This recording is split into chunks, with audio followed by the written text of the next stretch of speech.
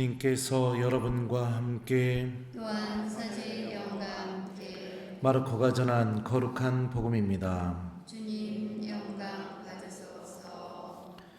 그 무렵 예수님께서 제자들과 많은 군중과 더불어 예리코를 떠나실 때에 티메오의 아들 바르티메오라는 눈먼 거지가 길가에 앉아 있다가 나자렛 사람 예수님이라는 소리를 듣고 다윗의 자손 예수님, 저에게 자비를 베풀어 주십시오 하고 외치기 시작하였다. 그래서 많은 이가 그에게 잠자코 있으라고 꾸짖었지만 그는 더욱 큰 소리로 다윗의 자손이시여 저에게 자비를 베풀어 주십시오 하고 외쳤다. 예수님께서 걸음을 멈추시고 그를 불러오너라 하셨다. 사람들이 그를 부르며 용기를 내어 일어나게 예수님께서 당신을 부르시네 하고 말하였다. 그는 겉옷을 벗어던지고 벌떡 일어나 예수님께 갔다.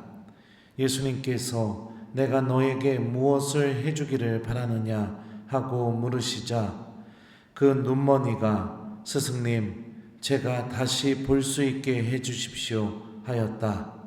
예수님께서 그에게 가거라 내 믿음이 너를 구원하였다 하고 이르시니 그가 곧 다시 보게 되었다. 그리고 그는 예수님을 따라 길을 나섰다. 주님의 말씀입니다. 그리스도님 참여합니다. 오소서 성령님, 내가 너에게 무엇을 해주기를 바라느냐. 안녕하세요. 예수님이 우리 가장 사랑하는 우리 성체조배 회원 여러분들 안녕하세요. 얼마나 이쁠까요? 맨날 예수님 곁에 앉아서 이렇게 기도하고 있는 여러분들 주님께서 정말 사랑하고 계실 겁니다. 오늘 복음 말씀은 우리가 하나님의 은총을 얻는 기도 방법, 또 하나님의 자비를 체험하는 기도 방법, 아니면 성체조배 방법, 이런 방법을 알려주는 말씀인 것 같아요. 제가 군대 제대하고 나서 신학교 복학하기 전까지 저는 이탈리아에서 거의 한 9개월을 이렇게 지내게 됐었습니다. 그리고선 한국에 귀국한 다음에 신학교를 복학을 해야 되는데 들어가고 싶은 마음이 하나도 안 드는 겁니다. 그래서 고민하다가 어머니한테 얘기했어요. 난 신학교 들어가고 싶지 않다고, 그냥 그만두고 싶다고. 그랬더니 저희 어머니가 난리가 났죠. 난리가 났는데 그래도 안 들어간다고 그랬습니다. 그리고 와서 신학교 복학하는 당일날이었는데 제가 그날도 이제 오후까지, 아마 오후였던 것 같아요. 오후까지 복학하면 되니까 아침에 그냥 실컷 잠이나 자고 들어가지 말아야겠다 이렇게 생각하고 있었는데 아침에 막 깨우는 거예요, 어머니가. 그래서 깨우지 말라고 그랬더니 막 깨워서 나와서 밥 먹으라고. 그래서 밥 먹으러 나갔더니 진짜 눈이요 띵띵 불어가지고 밤새 우셨나 봐요. 오늘 복학해야 되는데 안 들어간다고 막 그랬으니까 며칠 동안 띵띵 불어가지고선 그 띵띵 부른 눈을 바라보면서 제가 어떻게 해야 될지 모르겠더라고요. 그러면서 엄마가 울먹울먹 하면서 밥을 주면서 이러는 거예요. 이거 빨리 먹고 학교 들어가. 그렇게 하니까 안 들어갈 수가 없겠더라고요. 그래서 들어가시오. 그래가지고 이렇게 신부가 된 것 같아요. 그때 안 들어갔으면 저희 쫓아다니는 결혼하자고 막 꼬시는 여자도 있었고 아주. 그리고 또 군생활 할 때 그 보일러 고치는 아저씨가 부대에 보일러 고장 나면은 이제 손봐주러 왔을 때 제가 옆에서 이제 막 같이 고치고 막 그랬었거든요. 근데 저 고치는 모습을 보면서 그 아저씨가 저한테 한 가지 제안도 있었어요. 제대하고 자기 쫓아다니면서 같이 일할 마음 없냐고. 그러니까 이미 스카우트제의도 있었고 그랬는데 그 띵띵 부른 그 눈과 그 울먹울먹하는 목소리로 밥 주면서 빨리 먹고 신학교 들어가라고. 도저히 제가 그 어머니의 그 모습에다 대고 안 가겠습니다. 이 소리를 못하게 되었습니다. 울부짖는 모습이죠. 보통 우리는 언제 울부짖을까요?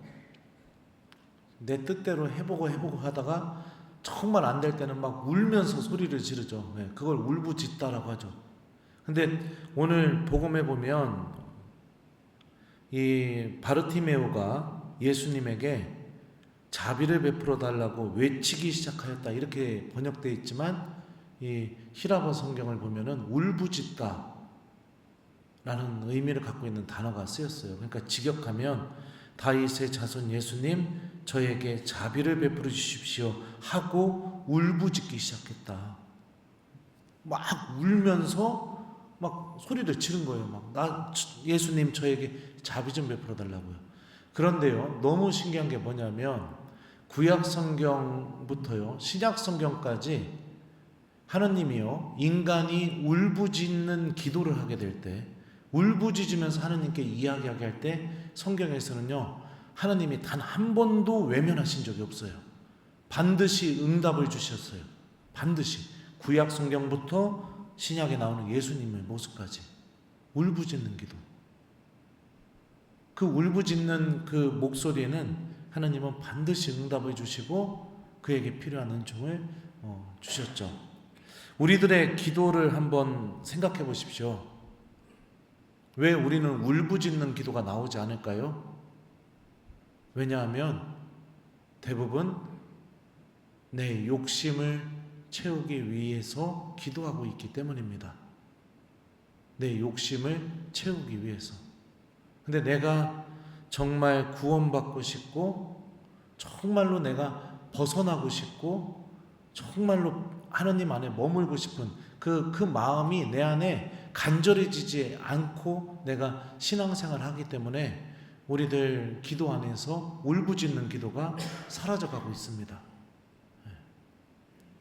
한번 냉정하게 내가 기도하고 있는 나의 모습, 주님께 청하고 있는 나의 그 지향들을 한번 냉정하게 살펴보십시오. 이게 정말 나에게 필요한 것인가? 이게 정말 내가 하느님 나라로 들어가는데 간절히 필요한 것인가? 그런 것들을 우리가 바라보기 시작하게 되면 우리 안에서 정말로 이제 울부짖는 기도가 시작될 수 있는 첫걸음이 우리 안에서 이렇게 내딛게 되는 것 같습니다. 두 번째로 이 바르티메오는 그러니까 울부짖는 기도를 했어요. 울부짖는 기도. 예수님이 아니면 해결해 줄 수 없다.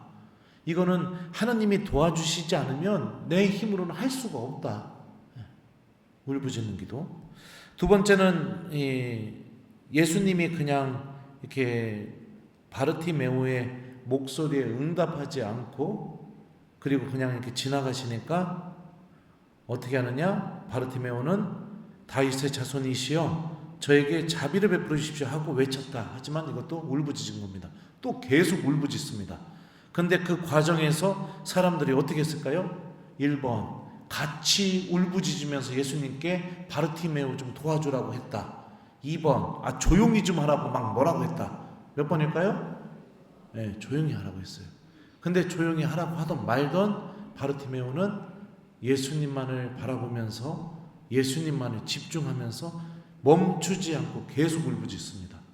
주님이 대답을 해주시든 안 해주시든 그냥 막 울부짖어요. 그러니까 우리가 두 번째로 또 배울 수 있는 게 뭐냐면요, 주님만을 집중할 줄 아는 마음. 바르티메오는 이걸 갖고 있었어요. 근데 우리 보통 성체조배하거나 기도하게 될 때 의외로 우리들은 굉장히 많은 것에 대해서 신경 쓰기 시작하게 됩니다. 저는 신학생 때 두 번째, 그러니까 전 세 번의 본당 신부님을 겪었는데 두 번째 겪었던 본당 신부님이 새벽 5시부터 매일요. 매일 새벽 5시부터 성물도 하고 성체조배하고 묵주기도 하시고 그런 분이셨어요. 그러면은 본당 신부님이 새벽 5시에 성전에 나와서 기도하시면 신학생은 몇 시에 나가야 될까요? 1번 4시 50분, 2번 6시, 3번 안 나간다. 자, 몇 번일까요? 예? 그래요. 4시 50분. 늦어도 4시 50분, 4시 40분. 그러니까 그 젊은 혈기에 또 밤에 막 청년들하고 이렇게 놀기도 하고, 그죠? 예. 그러다가 새벽 4시, 늦어도 4시 50분까지는 가서 앉아 있어야 본당 신부님이 아이고, 우리 신학생 기도 열심히 하는구나. 이렇게 생각할 거 아니에요. 그렇게 앉아 있는 기도가요, 오로지 예수님께 집중이 될 수가 없죠. 없죠. 그죠? 한 번은 이러고 있었어요. 4시 반인가. 그러니까 참 지금 와서 얘기하면 부끄럽지만 그날 새벽 1시까지 청년들하고 놀고 이제 망한 거예요. 4시 50분까지 들어가야 되는데 지금 잤다가는 못 들어갈 것 같으니까 어떻게 했느냐? 밤을 새자 그냥. 그 다음에 밤을 샌 다음에 4시 반쯤에 성당에 들어갔어요. 들어가고 이제 앉아 있는데 한 조금 지나니까 누가 제 등을 이렇게 톡톡톡 치는 거예요. 보니까 눈을 떠 보니까 제가 어떻게 하고 있었냐면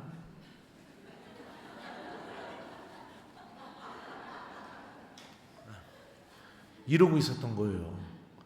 본당 신부님이 안쓰러우니까 신학생 가서 들어가서 자라고. 예. 얼마나 창피했는지 모릅니다.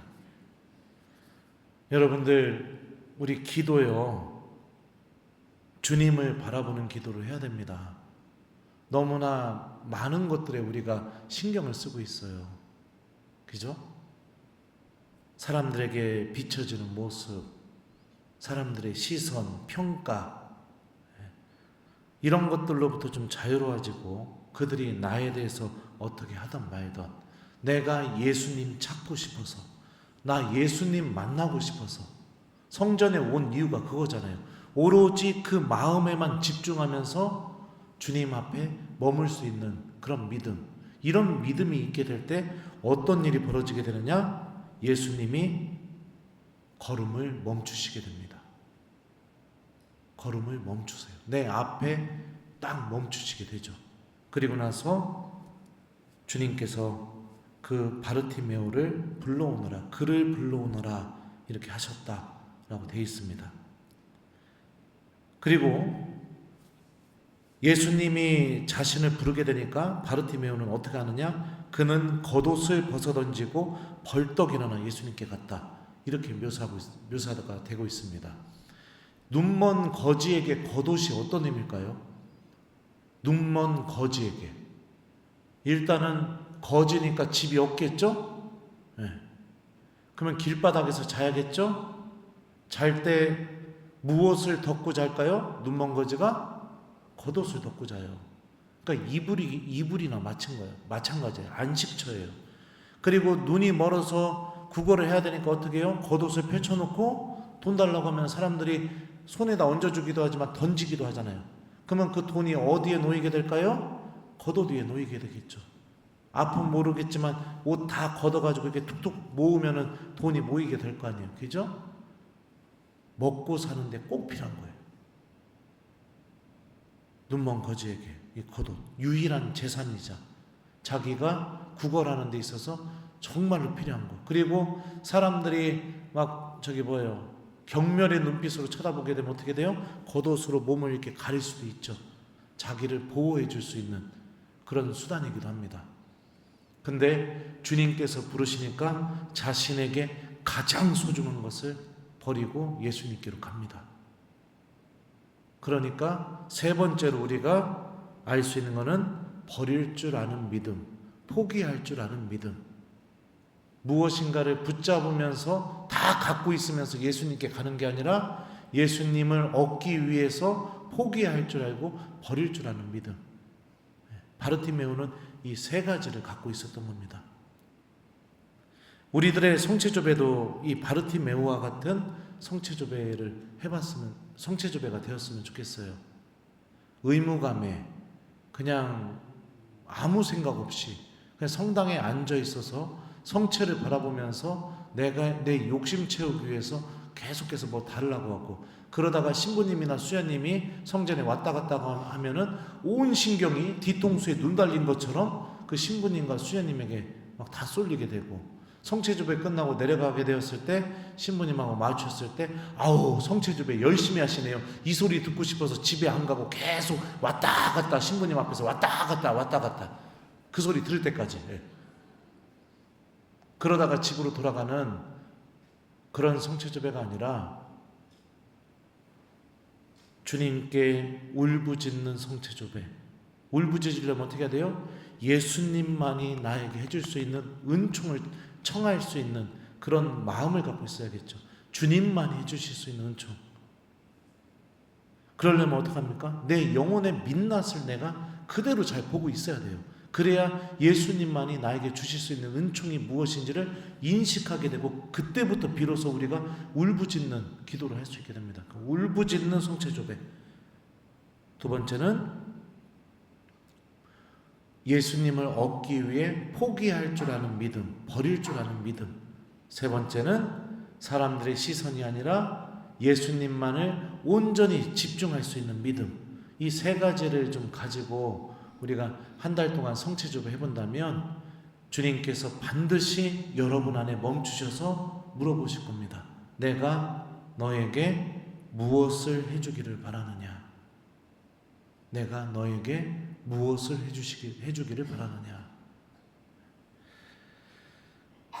사랑하는 우리 성체조배 회원 여러분들, 어떻게 보면 우리들도 눈먼 거지인 바르티메오와 똑같은 사람일 수도 있는 것 같아요. 눈이 있어도 구원을 향하는 길을 바라볼 줄 모르고, 또 내가 온전히 살아간다고 하지만 내 영혼은 하느님의 은총과 자비로부터 엄청나게 떨어져서 마치 거지처럼 그렇게 세상 안에서 허우적거리면서 살아가고 있는 그런 사람일 수도 있습니다.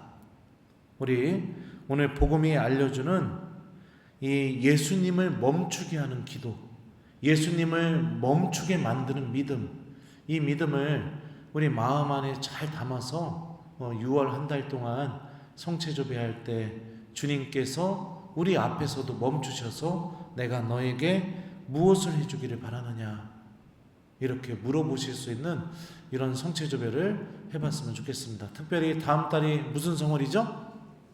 성심성월, 예수 성심성월. 다음 달은 여러분들 제 생각인데요, 그럴 것 같아요. 다음 달에 성체조배 열심히 하면 할수록 예수님이 더 많은 은총 주실 것 같아요. 그죠?